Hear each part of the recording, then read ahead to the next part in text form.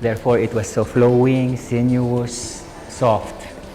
And then from then on, he always incorporates this kind of figuration in his art.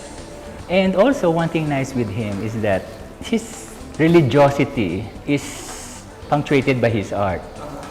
If you would see some of his works, he would always define carpentry as part of Jesus. That's why his pieces would always have someone with a chisel, and then he would always refer to it as part of his biblical learnings, that Jesus was a carpenter, why can't I be one?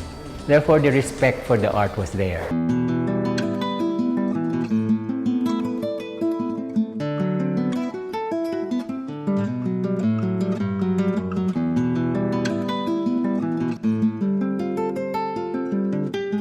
People see these pieces as decorative pieces. They don't know what the intention of the artist is.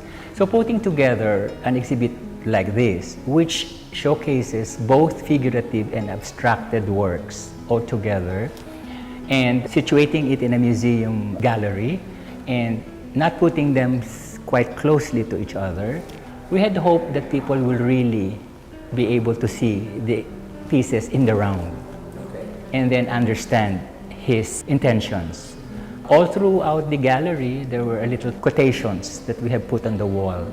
These were all statements from the artist in saying why he likes marble, why he is doing certain things his own way, and what is his concept of sculpture as monumental art. This way, without referring to the overarching history of Philippine art, you're able to intimately converse with him.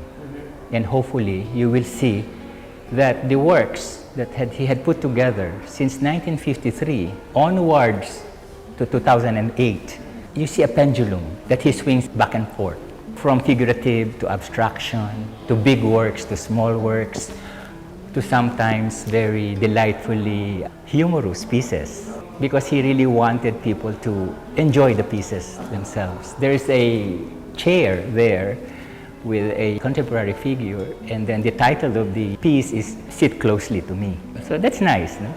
And then jokingly he would put things together and try to make people laugh at things that he does. So it's not trivializing his art, but he's saying that anything that you see as common pieces can be considered art. And let us consider every piece art from now on.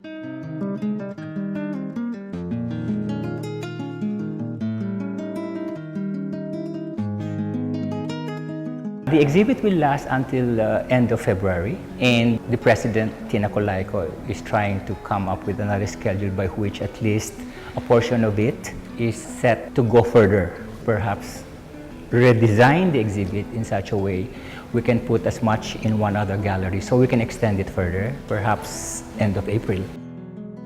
To say that an object is worth its weight in gold is to signify its importance.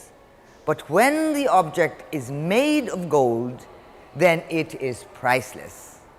And priceless indeed is the central bank's collection of pre-Hispanic gold exhibited at the Met.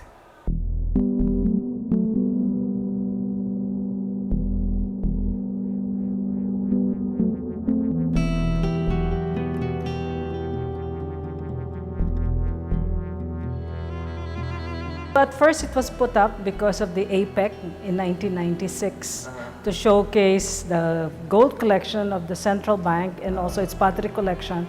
This is so we can highlight the rich history of the Philippines.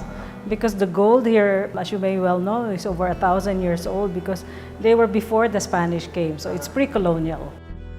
Aside from it being an investment because it increases in value over time, it's also an investment in cultural history, because we believe in preserving cultural history and promoting cultural history, because if we don't do it and we have the means at this moment, who else will be able to do that? Every museum, if you look abroad, they sort of specialize so that people know what more or less to expect when they go and visit. With the Met, we are very proud, first of all, of the collection, the Banco Central collection, which is the gold exhibition. And this year and probably next year, we are hoping that we could do some redesign with the physical layout and the presentation. So we're trying to make a merge of that thing. And later on, we're going to present this to present day kind of understanding for our audiences. We actually have drawn out plans to redesign it in such a way that it won't be as static as it looks now, but to situate it in the context of the times when it was produced. And so that people will understand more where are these things coming from. We have one of the most wonderful spaces, I think, among the museums here, a big open space. And we'd like to take advantage of that. We are pursuing this direction for contemporary art, and we wish to be able to sustain this. But we want to be able to have curated shows that will at the same time bring the past, the present, while still looking forward to the future. For next year, we're going to continue with our program of international exhibitions, bringing in artists to enrich our educational programs as well. And then on the side of Filipino contemporary art, we of course are working with the contemporary collection of the Bangko Sentral ng Pilipinas because the Met is the custodian for the collections of the Bangko Sentral. So we work with that and we try to create again that engagement between the past and what the current artists are doing or how they relate themselves to it.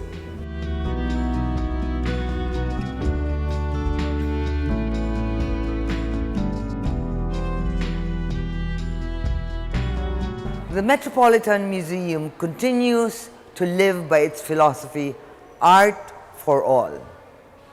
By focusing on Philippine contemporary art, the Met is keeping up with the times, keeping up with people, keeping the fires alive.